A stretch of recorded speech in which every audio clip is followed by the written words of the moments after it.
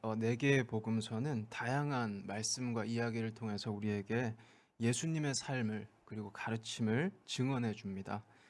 마태복음은 이 땅에 오신 아기 예수님을 동방 박사들이 경배하는 장면을 보여줬고, 누가복음은 우리에게 오신 아기 예수님을 목자들이 또 경배하는 장면을 보여줍니다.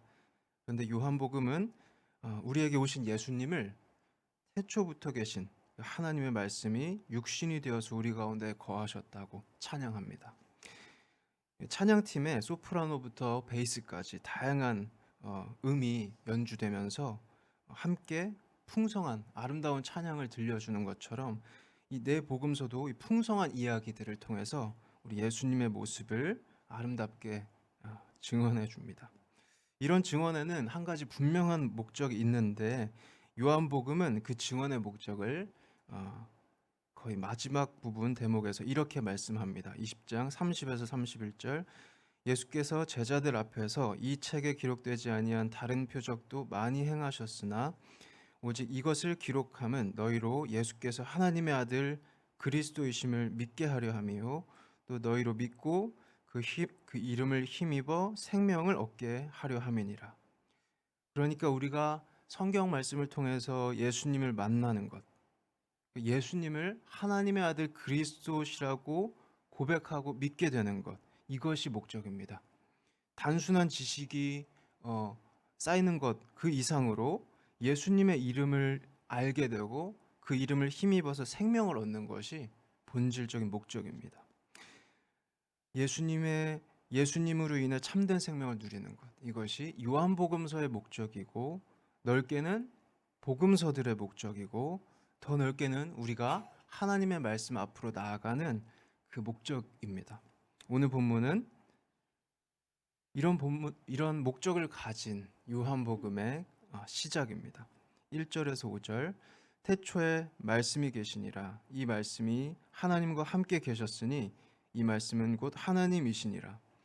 그가 태초에 하나님과 함께 계셨고 만물이 그로 말미암아 지은 바 되었으니 지은 것이 하나도 그가 없이는 된 것이 없느니라. 이 요한복음 서문인데 주인공은 말씀입니다. 이 말씀은 태초부터 계신 말씀입니다. 태초에라고 시작되는 또 유명한 책이 있는데 우리가 모두 알고 있는 창세기입니다. 1장 1절에 태초에 하나님이 천지를 창조하시니라 이렇게 시작하는 창세기인데요. 그 시작에 태초에 엄청난 사건이 있었습니다. 창세기 1장 바로 3절에서 5절을 보시면 하나님이 가라사대 빛이 있으라 하셨고 빛이 있었습니다. 그 빛이 하나님이 보시기에 좋았고 하나님이 빛과 어둠을 나누십니다. 빛을 낮이라고 칭하시고 어두움을 밤이라고 칭하십니다. 이것이 첫째 날이었습니다. 이렇게 3절부터 천지가 창조되는데 빛부터 시작해서 사람까지 쭉 창조가 시작이 됩니다. 다시 우리 요한복음 본문으로 돌아와서 1절의 말씀은 그러니까 그 태초에 계셨던 하나님의 말씀입니다. 3절에 창세기 1장 3절에 빛과 어둠이 나뉘기도 전에, 그러니까 천재 창조가 시작되기도 전에 창세기 1장 2절, 창세기 1장 1절부터 계셨던 하나님과 하나님의 말씀이 이 요한복음 1장 이 서문의 주인공입니다. 하나님과 하나님의 말씀이 계시고 이제 6일 동안에 하나님은 그 말씀으로 천지를 쫙 창조하셨는데 하나님의 말씀이 없었다면 존재할 수가 없었습니다. 그래서 요한복음 우리 본문 3절의 만물은 그렇게 창조된 모든 영역과 존재입니다. 첫째 날에는 빛, 둘째 날에는 하늘, 셋째 날에는 땅, 바다, 그리고 땅 위의 식물들, 넷째 날에 해, 달, 별들, 다섯째 날에 하늘과 바다의 그 풍부한 생물들, 여섯째 날에 땅의 생물들과 사람까지, 이 모든 영역과 존재가 만물인데 하나님과 또 하나님의 말씀에 주권 안에, 주권 아래에 있습니다. 우리 본문 4절로 넘어가면 그 안에 생명이 있었으니 이 생명은 사람들의 빛이라 빛이 어두움에 빛이 돼 어두움이 깨닫지 못하더라. 이렇게 말씀합니다. 3절에서 4절로 넘어가면서 영역의 이동이 생깁니다. 만물의 영역에서 사람들의 영역으로 넘어옵니다. 자, 만물은 그대로 존재합니다. 하지만 사람들은 자유롭게 있습니다. 하나님의 말씀에 응답할 수도 있고 또 하나님의 말씀을 외면할 수도 있는 것이 우리 사람들입니다. 그래서 4절이 말씀하는 생명은 바로 하나님께 아멘으로 응답하는 사람들 안에 있는 생명입니다. 자연적인 생명이 아니라 하나님의 말씀 안에 있는 생명, 이것이 4절의 생명입니다. 이 말씀이 있는 사람은, 하나님의 말씀 안에 거하는 사람은 빛 가운데 거하지만 그렇지 않은 사람은 어둠 가운데 거한다. 이렇게 요한복음 서문은 말씀합니다. 이렇게 1절부터 5절까지는 요한복음의 시작은 예수님을 태초부터 계신 하나님의 말씀이라고 증언하면서 하나님의 말씀이 너무나도 중요하다 이렇게 말씀합니다. 만물이 이 말씀으로 지음을 받았고, 그러니까 그 말씀 안에 사람들의 생명이 있고 이 생명이 있는 자들은 빛 가운데 걸어갑니다. 하나님의 말씀이 이렇게 중요합니다. 그러므로 여호와를 경외하는 성도는, 여호와를 경외하는 가정은 하나님의 말씀에 뿌리를 내린 성도입니다. 교회를 통해서 하나님의 말씀이 선포됩니다. 구약 성경과 신약 성경에 하나님의 말씀이 기록되어 있습니다. 그리고 궁극적으로 우리 하나님의 아들 예수님께서 하나님의 말씀을 계시하셨습니다. 우리에게 나타내 보여주셨습니다. 우리가 예배 드릴 때 일어나는 일이 바로 이 하나님의 말씀과 만나게 되는 일입니다. 예배 시간에 설교를 듣고 또 함께 구약 성경, 신약 성경을 읽고 배우게 됩니다. 설교를 이렇게 듣고 성경을 같이 읽고 배우면서 결국에는 궁극적으로는 하나님의 아들 예수님을 만나게 됩니다. 그 말씀이 우리의 마음의 밭에 뿌려집니다. 우리가 아는 사이에 또 우리가 알지 못하는 사이에 그 뿌려진 씨앗이 뿌리를 내리고 잎을 틔워서 결국에는 열매를 맺게 됩니다. 그래서 예배가 하나님의 말씀과 관련해서 너무 중요한 우선순위가 됩니다. 세례 요한은 이렇게 하나님의 말씀, 중요한 이 하나님의 말씀, 그 안에 생명과 빛이 있는 말씀을 증거하러 온 자라고 소개되는데요. 6절, 8절입니다. 하나님께로서 보내심을 받은 사람이 났으니 이름은 요한이라. 저가 증거하러 왔으니 곧 빛에 대하여 증거하고 모든 사람으로 자기를 인하여 믿게 하려 함이라. 그는 이 빛이 아니고 이 빛에 대하여 증거하러 온 자라. 이 빛에 대한 증거가 세례 요한에 의해서 강력하게 있었는데, 그렇지만 많은 사람들이 그 증거를, 이 빛을 영접하지 않았습니다. 9절에서 13절, 참 빛, 곧 세상에 와서 사람에게 비치는 빛이 있었나니 그가 세상에 계셨으며 세상은 그로 말미암아 지은 바 되었을 때 세상이 그를 알지 못하였고 자기 땅에 오매 자기 백성이 영접지 아니하였으나 영접하는 자 곧 그 이름을 믿는 자들에게는 하나님의 자녀가 되는 권세를 주셨으니 이는 혈통으로나 육정으로나 사람의 뜻으로 나지 아니하고 오직 하나님께로서 난 자들이니라.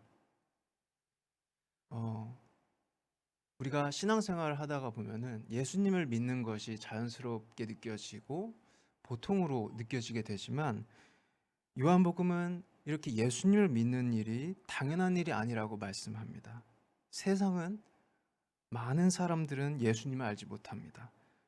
세상은 누가 크냐를 놓고 다툽니다. 하지만 예수님은 반대로 자기를 낮추시고 그리고 제자들의 발까지 씻겨주셨습니다.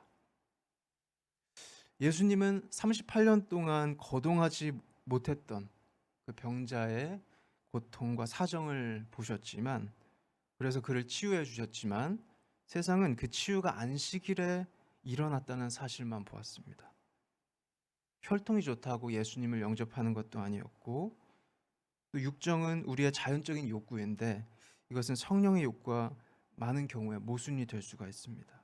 사람의 뜻은 육정을 초월하지 못하는 경우가 또 많습니다. 그래서 예수님을 영접하는 거, 그리고 예수님의 이름을 믿는 거, 복음을 확신하게 되는 일, 이런 일은 오직 하나님께로서 난 자들에게만 가능하다. 이렇게 요한복음은 말씀합니다. 오직 하나님만이 이런 일을 하실 수 있다. 이런 일들이 있습니다. 예수님께서 동정녀 마리아에게서 나시는 일이나 또 낙타가 바늘길을 통과하는 일, 이런 일은 전능하신 하나님만이 하실 수 있는 일들입니다. 우리가 예수님을 믿는 것, 우리가 여호와를 경외하고 복음을 확신하게 된 것도 그 하나님께서 하나님만이 우리에게 베푸신 그 은혜의 흔적들입니다. 그래서 올해 우리 가정들이 여호와를 경외하는 가정이 되기 위해서 해야 하는 첫 번째 것이 있다면은 하나님께 영과 진리로 기도하는 것입니다. 전능하신 하나님께서 기뻐하시는 뜻대로, 그 뜻대로 우리가 기도하면 이루어 주신다고 약속하셨습니다. 이렇게 태초부터 계신 하나님의 말씀, 그리고 하나님의 자녀가 되는 것은 그 말씀을 영접하고 하나님의 자녀가 되는 것은 은혜입니다. 하나님은 우리에게 그 은혜를 베푸시기 위해서 큰 대가를 치르고 우리에게 오셨습니다. 14절, 말씀이 육신이 되어 우리 가운데 거하심에 우리가 그 영광을 보니 아버지의 독생자의 영광이요 은혜와 진리가 충만하더라. 전능하신 하나님의 말씀이 연약한 육신이 되셨습니다. 만물을 창조하신 분인데 자기를 비우시고 흙으로 지음받은 인간의 자리에 서셨습니다. 이 말씀이 육신이 되신 이 모습을 빌립보서 2장 5절에서 8절은 이렇게 말씀합니다. 6절, 그는 근본 하나님의 본체시나 하나님과 동등됨을 취할 것으로 여기지 아니하시고 오히려 자기를 비우시고 종의 형체를 가져 사람들과 같이 되었고 사람의 모양으로 나타나셨음에 자기를 낮추시고 죽기까지 복종하셨으니 곧 십자가에 죽으심이라.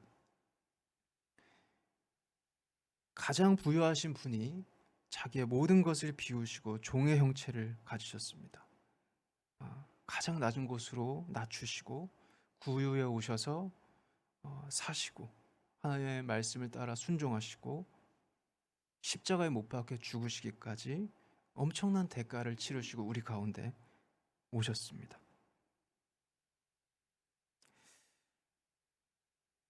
이렇게 이 땅 가운데 임하신 태초부터 계셨던 하나님의 말씀, 그런데 이 말씀이 육신이 되어 어디에 임하셨는지 이것이 너무 중요합니다.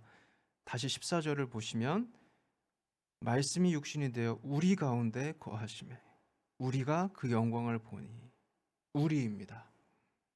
우리 가운데.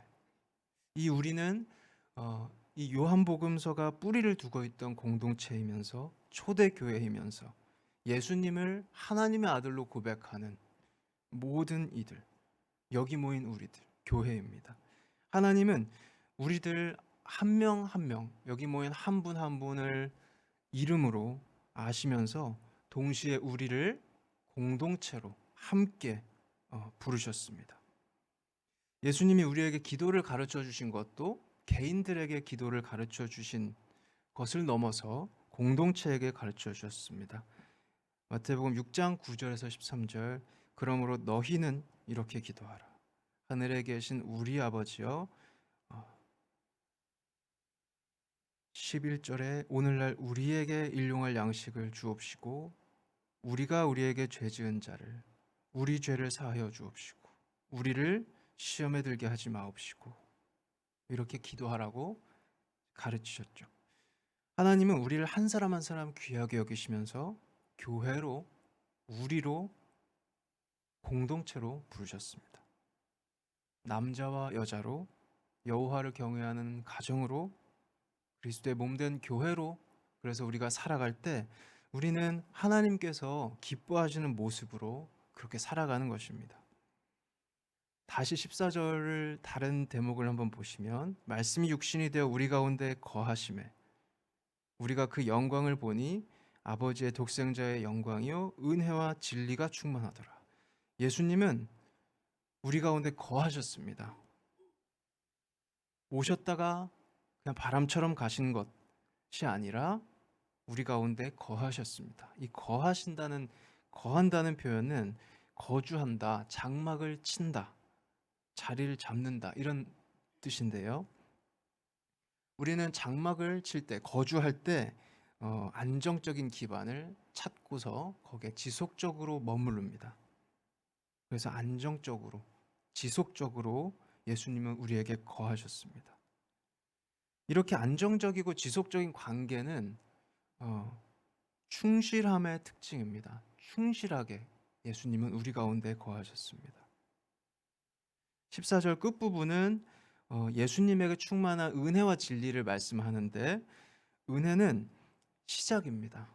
하나님께서 어떤 공로도 없는 죄인인 우리를 구원하시기 위해서 자비를 베푸시기를 시작하셨습니다.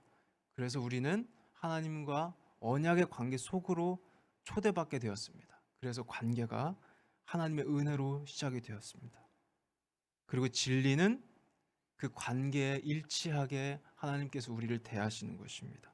진리는 일치입니다. 거짓이 없는 하나님, 진리의 하나님은 언약의 관계로 우리를 초대하실 뿐 아니라 그 관계에 일치하게 우리에게 자비롭게 대해 주십니다. 우리가 혹시 때로 언약의 관계에 합당하게 대하지 못할 때에도 하나님은 여전히 그 자리에서 그 관계에 합당하게 우리를 대하십니다. 이것이 예수님에게 충만한 은혜와 진리입니다. 우리 가운데 거하시기를 시작하고 바로 떠나지 않고 충실하게 그 자리를 지키시고 그 관계 안에 합당하게 우리를 대하시는 하나님의 성품이 우리에게 오신 예수님에게서 충만히 드러난 것입니다. 그래서 우리가 받은 영향이 있습니다. 예수님이 우리에게 오셔서 우리가 받은 영향 16절입니다. 우리가 다 그의 충만한 데서 받으니 은혜 위에 은혜로라. 은혜와 진리가 예수님을 충만하게 채우고 넘쳐서 우리에게까지 왔습니다. 태초부터 계셨던 하나님의 말씀, 예수님께서 이렇게 우리를 대하시고 은혜와 진리를 주십니다. 그래서 여호와를 경외하는 성도에게 필요한 것은 이 하나님의 은혜와 진리 가운데 거하는 것, 나아가서 우리도 하나님의 언약에 충실한 그런 파트너로 살아가는 것입니다. 자, 이제 말씀을 맺겠습니다. 여호와를 경외하는 성도는 태초부터 계신 하나님의 말씀에 뿌리를 내리고 있습니다. 이렇게 뿌리를 내리는 사건이 예배 시간에 일어나게 됩니다. 하나님의 말씀을 듣고 함께 성경 말씀을 통해서 예수님을 만나게 되고 하나님의 말씀이 우리 안에 그렇게 심겨지게 되는 일들이 우리 교회 예배 시간에 일어나는 일입니다. 하나님의 말씀을 그런데 영접하고 받아들이는 일은 결코 당연한 일이 아니라 하나님께서 은혜로 우리에게 베풀어 주시는 일이고요. 하나님께로서 난 자들만이 그러니까 하나님을 경외할 수 있습니다. 그래서 우리가 할 것은, 첫 번째 할 것은 하나님께 진정으로 기도를 드리는 것, 그것입니다. 예수님은 엄청난 대가를 지불하고 오셨고 우리 가운데 충실하게 거하셨습니다.